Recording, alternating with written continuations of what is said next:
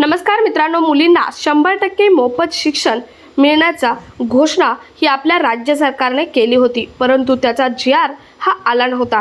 तोच जी.आर. आता निगमित झाला आहे। त्या जी.आर. मध्ये कोणत्या मुली पात्र असणार आहेत किंवा त्यासाठी तुम्हाला कोणकोणती कागदपत्रे लागणार आहेत किंवा तुम्ही अर्ज कसा करायचा हे सर्व सांगण्यात आले आहे। तेच आपण आजच्या व्हिडिओमधून पाहणार आहोत। सो व्हिडिओ स्किप न करता नक्की शेवटपर्यंत बघा आणि चॅनलवर अजूनही नवीन असाल तर चॅनल सबस्क्राइब करून शेजारील बेल आयकॉन प्रेस करायला मात्र विसरू नका, कारण असेच नवनवीन अपडेट तुमच्यापर्यंत रेग्युलर पोहोचत राहतील। तर पाहूयात व्यावसायिक अभ्यासक्रमास प्रवेश घेणाऱ्या आर्थिकदृष्ट्या दुर्बल घटक म्हणजेच EWS, सामाजिक व शैक्षणिकदृष्ट्या मागासवर्गीय म्हणजेच SEBC तसेच इतर मागासवर्ग OBC या प्रवर्गातील मुलींना शिक्षण शुल्क व परीक्षा शुल्काच्या 50% ऐवजी 100% लाभ मंजूर करण्याबाबतचा हा शासन निर्णय आहे। काय आहे तो आपण पुढे पाहूयात।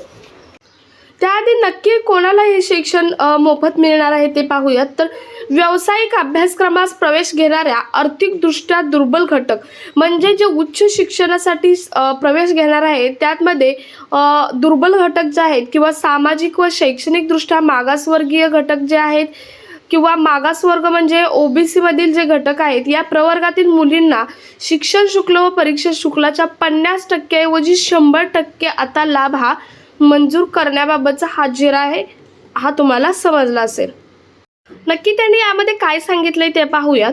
तर उच्च व तंत्र शिक्षण विभाग, वैद्यकीय शिक्षण व औषधी द्रव्ये विभाग व कृषी व पशुसंवर्धन, दुग्ध व्यवसाय विकास व मत्स्य व्यवसाय विभाग या विभागाच्या अधिपत्याखालील शैक्षणिक संस्थांद्वारे राबविल्या जाणाऱ्या व्यावसायिक अभ्यासक्रमांना केंद्रीभूत प्रवेश प्रक्रियेद्वारे प्रवेश घेणाऱ्या इतर मागासवर्ग म्हणजेच OBC, आर्थिकदृष्ट्या दुर्बल असणारे म्हणजेच EWS आणि सामाजिक व शैक्षणिकदृष्ट्या मागासवर्गीय म्हणजेच SEBC या प्रवर्गातील वार्षिक कौटुंबिक म्हणजे ज्यांचे कौटुंबिक उत्पन्न वार्षिक हे रुपये 8 लाखांपेक्षा कमी असलेल्या पात्र विद्यार्थ्यांना शिक्षण शुल्क व परीक्षा शुल्काचा 50% लाभ देण्यात येतो।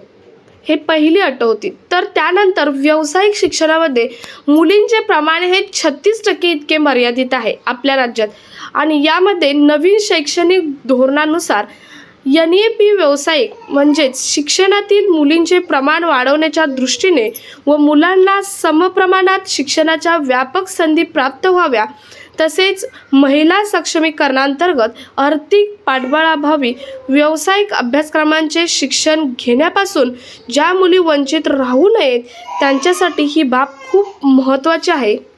या विचारविनिमयाअंती पुढील प्रमाणे शासन निर्णय घेण्यात आला आहे। तर कोणता शासन निर्णय? तर राज्यातील शासकीय महाविद्यालये, शासन अनुदानित अशासकीय महाविद्यालये तसेच अंशतः अनुदानित व कायमचा विना अनुदानित महाविद्यालये तसेच तंत्रनिकेतन, सार्वजनिक विद्यापीठे तसेच शासकीय अभिमत विद्यापीठे म्हणजेच खाजगी अभिमत विद्यापीठे किंवा स्वयं अर्थसहाय्यित विद्यापीठे वगळून व सार्वजनिक विद्यापीठांतर्गत येणाऱ्या उपकेंद्रामधील मान्यताप्राप्त व्यावसायिक अभ्यासक्रमास हा निर्णय घेण्यात आला आहे।